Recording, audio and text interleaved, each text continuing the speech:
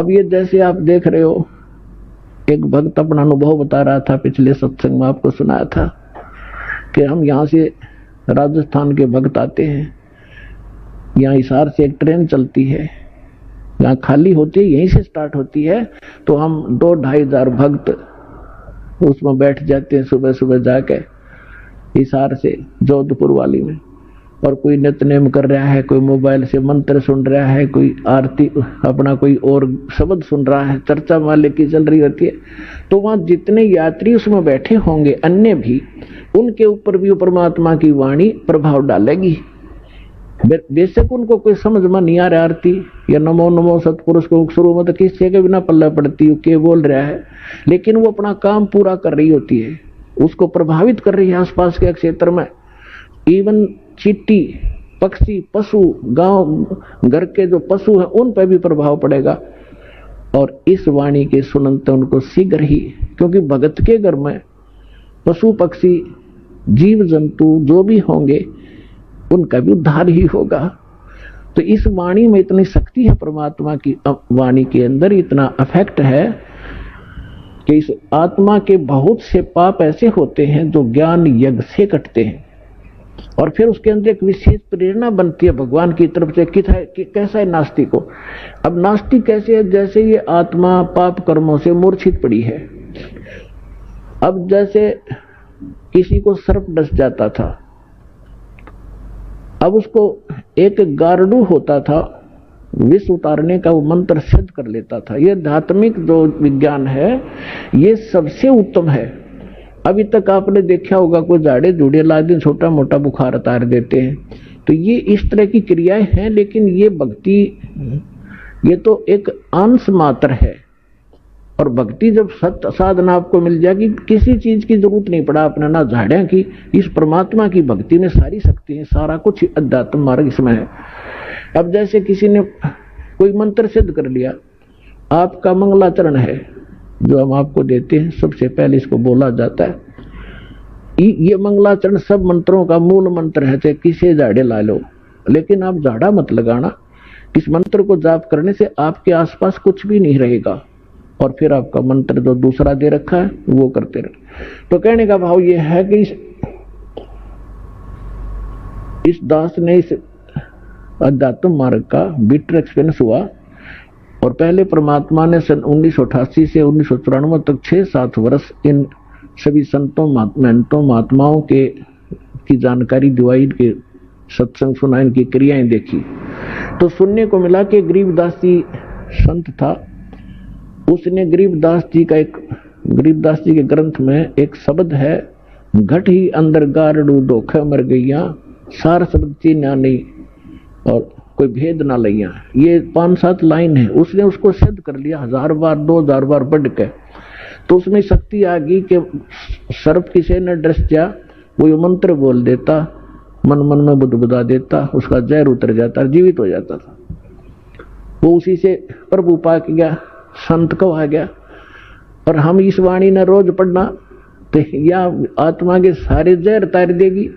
जैसे गारडू अपना मंत्र बोलता है और जिसको सर्प डस गया मूर्छित पड़ा है, वो ना उस मंत्र को सुन रहा है ना समझ रहा है, लेकिन वो मंत्र अपना काम कर रहा है। उसने उस विष को उतार दिया, विष उतरते ही वो चेतन हो गया, जीवित हो गया, मूर्छा उसकी खत्म हुई, तो अपना सुचारू काम करने लग गया।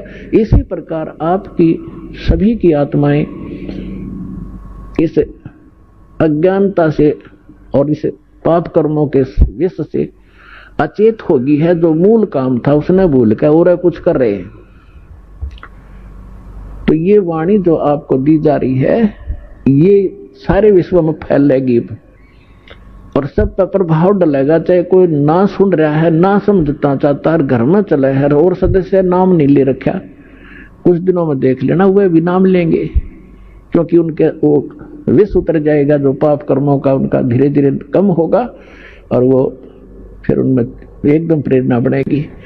अब जैसे खेत में हमने देखा है ट्रैक्टर वाले ऊंचे शोर में ऐसी बेहुदी भजन गाने रागनी वो गाते हैं, ट्रैक्टर चलाते हैं, और वहां पर भगवान के भक्त अपना कान में लीड ला के और कोई मंत्र सुन रहा होगा या कोई शब्द सुनेगा, ट्रैक्टर चलाते चलाते नित्यनेम कर रहा होगा और सुन रहा होगा, मजदूरी करते करते भी आप ये कर रहे होगे। और ऐसे भक्त का बोया हुआ बीज भी जो भी आम समाज खावेगा उसको भी प्रभाव डालेगा।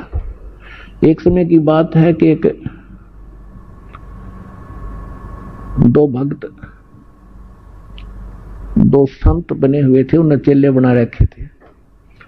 थोड़ा बहुत अध्यात्म ज्ञान इनको होता है तभी तो ये थोड़े बहुत आम समाज के अंदर पूज्य हो जाते हैं। तो वो दो संत थे, एक संत कहने लगा चल मेरे शिष्य हैं वहां चलते हैं, वो दूसरा भी साथ चला गया। तो जिसके वो जाकर रुके उस बहन ने नाम ले रखा था, दीक्षा ले रखी थी। उसके घर उसकी बहन आई हुई थी, उस बहन की बहन, और उसकी बहन की लड़की विधवा हो गई थी और वो बहन बड़ी टेंशन में थी।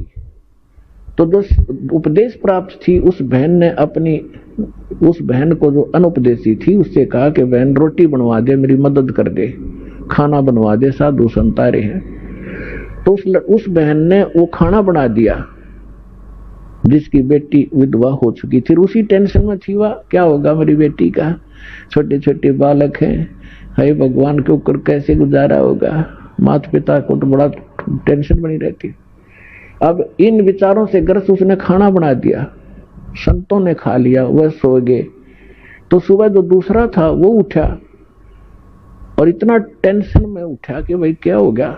उठकर उसने अपने साथी से बताया कि भाई आज तो ऐसा सपना आया जैसे मेरी लड़की विधवा होगी हो, और उसका क्या होगा, मतलब बुरी तरह तड़फड़ा था कि वहां खुली जब चैन हुआ है। तो बुद्धिमान था, उसने कहा अपने मित्र से कि क्या इस परिवार में किसी को कोई आपत्ति है। तो बोला जी मन ने भी नहीं पता करता हूं। उसने अपनी शिष्या बुलाई कि बेटी आपकी कोई तकलीफ है किसी प्रकार की, कोई लड़की को हानि होगी है।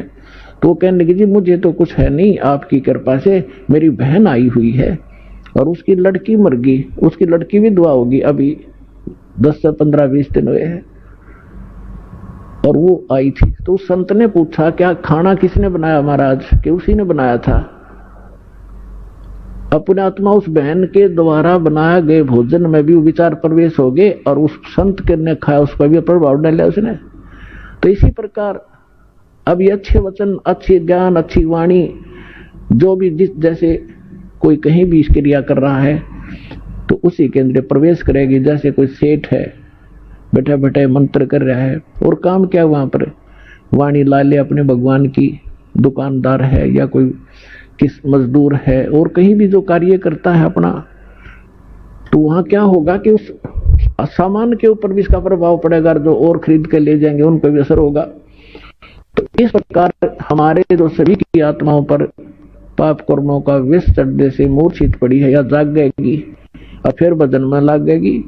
तो इस प्रकार इस परमात्मा का जो ये इंस्ट्रूमेंट बनवाने का जो उद्देश्य था, प्रयोजन, ये कोई ऐसे नहीं है।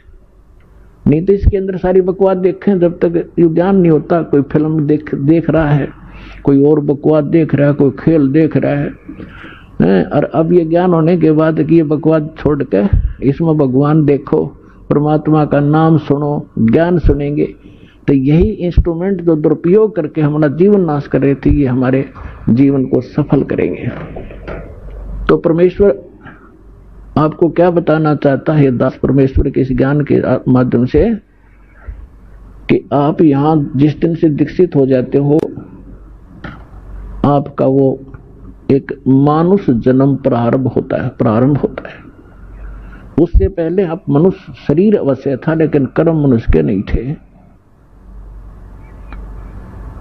सभी सदग्रंथ, सभी संत और खुद परमात्मा आकर बताते हैं कि परमात्मा इस मनुष्य जीवन की प्राप्ति आपको केवल परमात्मा प्राप्त करने के लिए और जरा और मरण के संकट से छुटवाने के लिए ही प्राप्त होता है। आपको ज्ञान संपूर्ण होता नहीं और संसारिक लोगों से जो ट्रेनिंग आपको मिलती है उसमें दृढ़ हो ही जाते हो। कोठी बना ले बेटा, उस लड़के ने देख ले थोड़े से दिन हुए नौकरी लगा था और 2 कोठी बना ली, तो हमारे वो इंजेक्शन लग जाते हैं, हम फिर वही टारगेट लेकर आगे चलते हैं नौकरी में या कोई बिजनेस में, कोठी बनाऊं, प्लाट दूं, कार दूं बढ़िया सी, और 1 मिनट में मृत्यु हो जाती है और कोठी कार धरी धराई रह जाती है। कबीर साहब कहते हैं राम नाम कड़वा लगे, राम नाम कड़वा लगे, ये मीठे लगे दाम, दुविधा में दोनों गए, भाई माया मिली ना राम। पुणात्मा, इस अध्यात्म मार्ग से जब आप परिचित हो जाओगे, आपको कोई किसी प्रकार की भी शंका डाउट नहीं रहेगा। जैसे आपको ज्ञान वही होता है, प्रमाण वही होते हैं, उदाहरण वही होते हैं जो रह रहकर पूरे वर्ष सुनाए जाते हैं, और आपकी आत्मा को ये ज्ञान और ये प्रमाण कितनी बार सुने उतनी बार अच्छे लगते हैं, तो आप स्वस्थ हैं।